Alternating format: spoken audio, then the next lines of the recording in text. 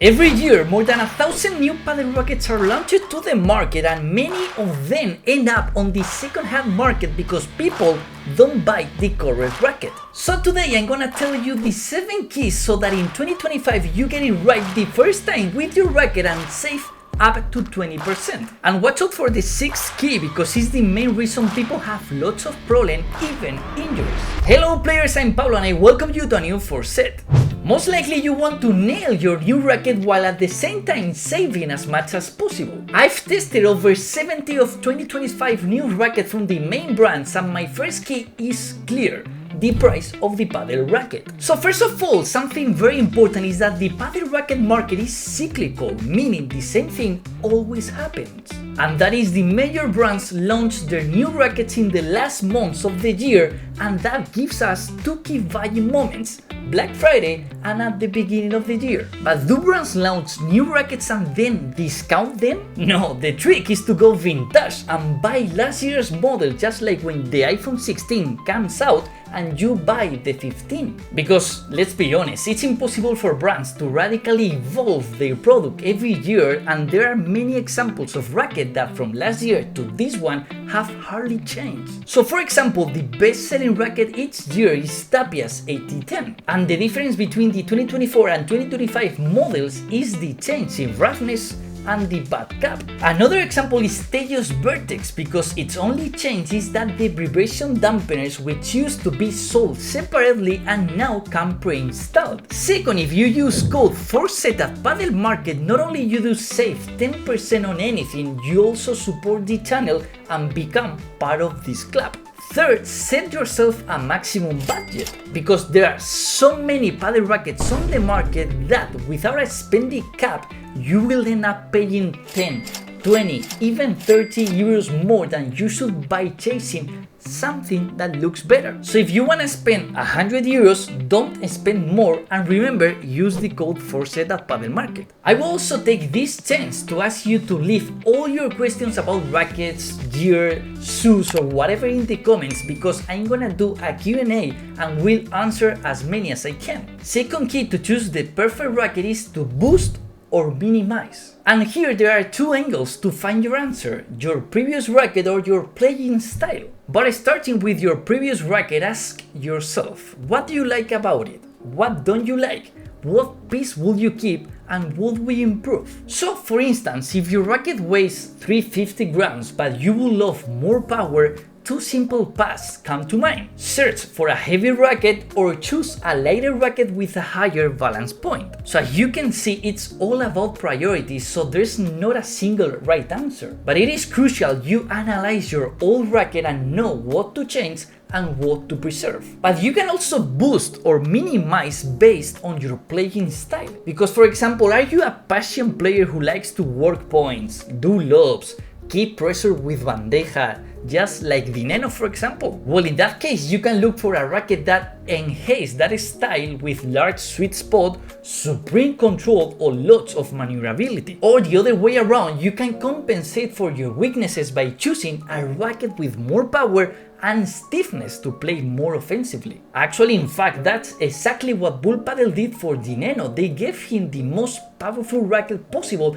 to minimize his defensive gaps. In Coelho's or Galan cases, it's the opposite. They seek to amplify their own attacking game with the most powerful rackets, even if they're less maneuverable. And in the middle ground, you will find Tapia, who uses a hybrid racket with intermediate feel but high maneuverability. So using that kind of racket, he can add tons of spin to his mass, for example. But well, 3 key in my opinion are the technological innovations. Because although rackets cannot evolve radically year to year, research and development does happen and trends emerge. For example, long grips, single hole rackets or new roughness. But each innovation has pros and cons. For example, Galan's 2025 model ups the grip length by 1 cm, giving more leverage and power per swing, but you lose some maneuverability at the same time. That makes sense for Galan? Obviously yes, but what about you? Here the takeaway is clear: stay up to date on its new tech, strengths and weaknesses, and when you can, test rackets yourself, because conditions vary widely from reviewer to reviewer. And here comes the fourth key, that location matters. And you will be surprised how much temperature, altitude and humidity affect both your racket and the ball. The more humidity, the heavier the balls and harder to smash por tres. Regarding temperature, hotter balls means faster play and rackets soften. So all this means less control. And regarding altitude, higher elevation means lighter balls and easier power shots. So for that reason, I always note in my reviews the conditions in Madrid when I test the rackets. So for example, in winter I struggle to get any smash, but in summer I feel like Galan. So if you live somewhere super hot all year around, choose a firmer racket to compensate for softening. But at the other way around, if you live in a really cold area, choose a softer racket to offset that extra stiffness. In a perfect world or in a place with big seasonal swings like Madrid, you will have two similar rackets, one for the hot conditions and one to the colds. And that is why brands like Adidas release Galan's model in both normal and hard versions. And that is also why Nox uses aluminized carbon to resist temperature swings. But let's go to the fifth key, the hardness. Because hardness in padel is like string tension in tennis, one of the most important specs. And generally, higher hardness means more control and more power, but less natural ball output. Because a stiffer frame flexes less and transmits energy more purely. So does that mean super hard is perfect? Well, not necessarily. Because a higher hardness makes a racket harder to use and can increase vibration. So how can you know if a racket is hard or soft before you buy it? Well, first of all, check my reviews, or if not,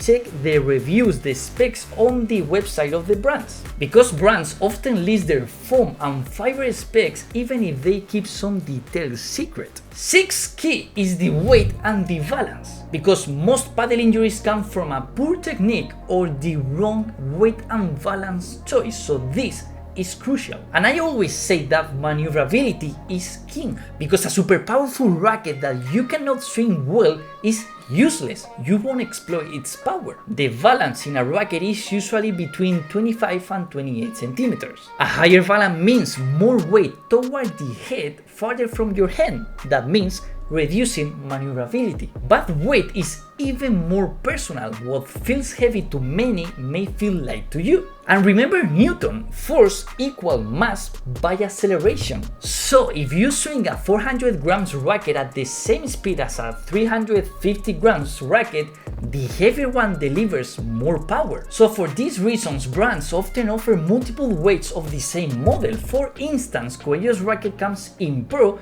375 grams and Motion 15 grams lighter. So in Arturo Coelho's case, he can handle the Pro easily and I would prefer the Motion. But let's go to the seventh and the last key, that are the Pro models are not the same that is store models. I don't know about you, but me as a kid, I wanted the same boots that Kaká wore at Real Madrid. And I think it's the same in padel, because who wouldn't want to play like Tapia? Well, but the truth is that pros often modify their rackets with a firmer foam, reinforced frames, so many things. So they are very different from the store versions. So my advice is that think about pros only as a reference, because even with their exact racket, you won't play like them. And here comes a bonus track that is my real example. Because my favorite racket and many others is the Nox 8010 for its maneuverability, sweet spot and control. This year it comes in 18K and 12K carbon versions. And as you can see me in videos, I train with one, sometimes the other, depending on conditions. In warmer weather I prefer the 12K and in colder weather the 18K. But if I had to choose one, I would pick the 18K for its versatility. But yeah, that's all the 7 keys. So leave your questions in the comments for that upcoming Q&A. So thank you so much for watching the video. Don't forget to subscribe and see you in the next one.